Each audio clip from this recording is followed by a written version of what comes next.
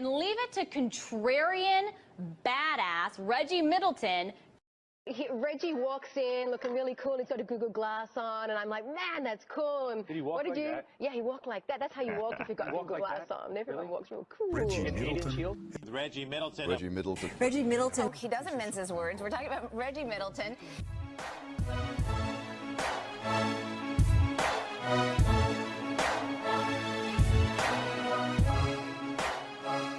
So far ahead of everybody and so detailed, and then he started warning about Bear Stearns and Lehman. Well, he was so far ahead of the curve, I actually thought he was nuts. He called the housing crash. He called the collapse of Bear Stearns and Lehman Brothers. He's been harping on the crisis in the Eurozone banking system for years now, so he's just the guy to talk to. He told us how 0% interest rates were starving the banks that it was designed to save. Now, at the time, you were the only analyst in the world to mention that it would starve the banks, and you've been proven correct. Reggie Middleton, who nailed Facebook, by the way. Crown the champion, the winner of the first ever CNBC Stocks Draft.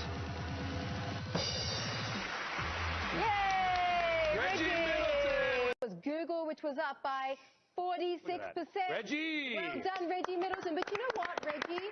This is a double amazing feat, because last year you won as well. I mean, not to be impolite, but what makes you so special that they all want to read your blog? I can step on toes and be objective and offensively honest. That's not their fight. They don't manufacture. They don't manufacture. Google is a service company, and they do manufacture. They own Motorola. Does Motorola manufacture? They just acquired Motorola last year. Okay, well, then you answered the question. Great. Now, you answered your question. You answered your own question. I didn't have to do it. And Reggie Middleton, editor of the Boom Bust blog. And I should note that Reggie put a note out to his clients. I'm not sure the exact price point on Apple, but it was doggone near the top, saying, get out of the stock. It was a great call. The risk that you see going on in investment banks being blown up was unheard of just a few years ago. The reason why you have that now, and you didn't have it back then, is because investment banks are using OPM, other people's money. They were able to lever up and take risks, because the risk they were taking now was primarily public stockholders' money. When you're using someone else's money, you can be extremely, extremely risky, which brings in the investment bank cartel, pardon me, the investment banking industry. You could short JP Morgan, you can go long the Korean won. You could do all I really this. hate JP Morgan. Not about hate, it's business. Business is business, right? I don't want to put them out of the doors. It's business, not personal. The banks are going to hate you. And leave it to contrarian badass Reggie Middleton. Contrarian badass Reggie Middleton. Contrarian badass Reggie Middleton.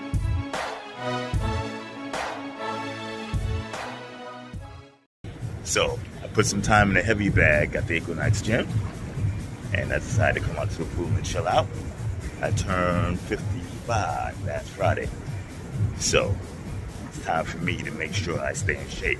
So I'll do this little video to show everybody that I carry 2 12-gauge shotguns attached to my body, 4 medium caliber weapons, organic, all organic. Check it out, 55 and counting.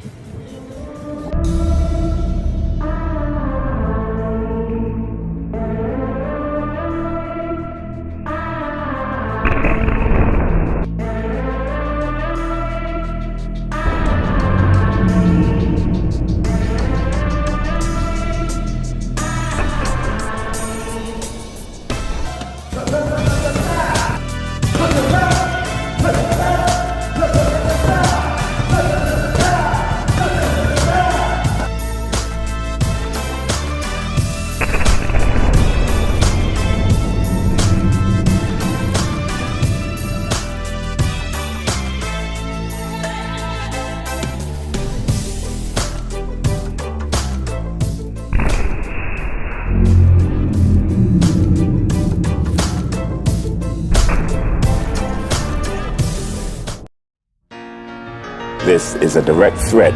It is disruption to the nth degree. If the patents are granted, which I'm very sure they will be, then the banks have to come behind us with this new technology. And leave it to contrarian badass Crown the champion, the winner, Reggie Middleton. Offensively honest.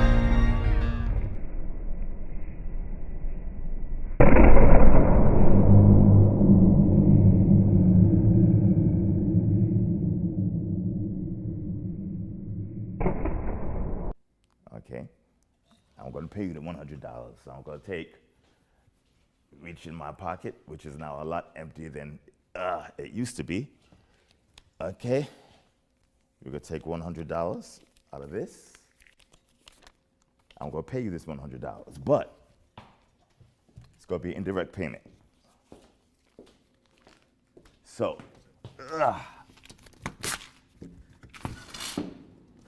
you want a $100 bill? It's called the unbreakable promise. I invented a way of security where you can do business. And you can do business without worrying about counterparty risk or credit risk or theft or someone walking away with a $100 bill. In late 2013, he began working on a concept called Zero Trust Digital Contracts. By January of 2014, he demonstrated to the world how to execute the first ever DeFi swap between fiat and Bitcoin. It was at this moment that the entire financial world would be changed forever. Immediately following this little introduction is from 2014, which is about a year after I came up with the concept of distributed and decentralized finance. 2014, listen carefully. Middleton, you are building what you call a virtual Goldman Sachs on top of Bitcoin. Tell us about it. Well, a virtual Goldman Sachs on top of the Bitcoin and protocol and network sans the extreme conflicts of interest and the excessive bonus compensation. It's sort of long. So basically, I'm building a more efficient financial system. I've created an invention. I've created this.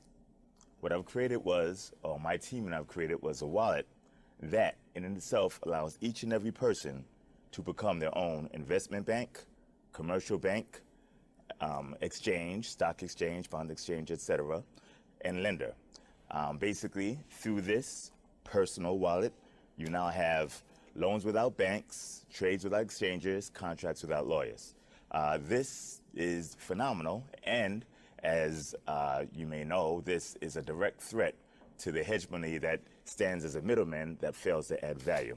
It is disruption to the nth degree. Reggie Middleton was introduced to the world decentralized finance almost a full year and a half before Ethereum even had its first launch.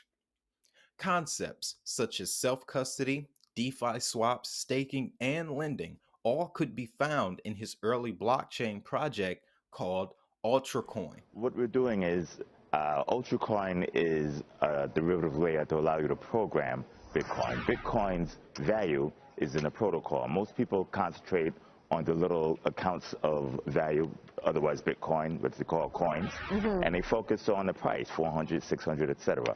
But the value is the ability to program the coins to take the place of the New York Stock Exchange, to take the place of JP Morgan, to take the place of merchant banks, which is what we've done. We've patented the process. We've created smart contracts that end users can go in their private wallet and create on their own. You design your smart contract, you create a letter of credit, you trade over 10,000 tickers for the exposure of Google.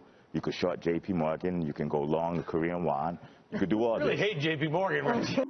Ever since Ethereum rose to prominence, it has been known as the sole origin of what we all know as DeFi. However, there is time-stamped video evidence of these same functions being explained by Middleton publicly, again, a full year prior to the launch of Ethereum. Several patents have been filed since 2014 on a lot of the very same DeFi functions that we use today. So, the question remains, who invented DeFi? Well, on December 7th, 2021, the United States Patent Office and Japan's Patent Office granted Middleton rights to his technology. Other governments are also said to follow in the coming months. In most of recorded history, he who owns the patent owns the creation. So if his patent is for the devices, systems, and methods that facilitate low trust and zero trust value transfers, then all of the platforms that use devices, systems, or methods to facilitate low trust or zero trust value transfers essentially would not be here without his knowledge. 3 days ago, the United States has joined Japan in granting me the most powerful asset in the entire crypto industry, and that is the Aboriginal DeFi patent. I call it DeFi, which it really isn't. Remember, I alleged to have created DeFi in 2013, and I use the term distributed finance, but the invention is not DeFi. The invention is peer-to-peer capital markets, okay, or peer-to-peer economy. And a subset of that is distributed or decentralized finance.